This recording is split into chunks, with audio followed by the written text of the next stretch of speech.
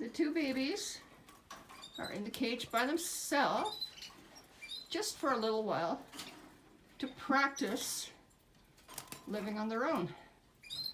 But I don't think I'll leave them there because they're sort of picking at their food, but they don't really know how to eat properly.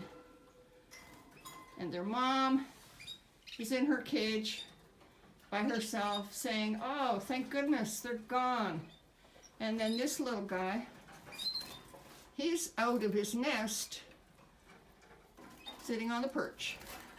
But he's 36 hours behind these guys, so maybe tomorrow he can come out. So these guys are just practicing bird stuff. Bird stuff's kind of tricky if you haven't been a bird for very long.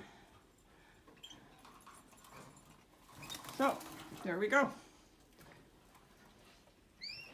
We're going to wait a little while, and then they can go back with their mom.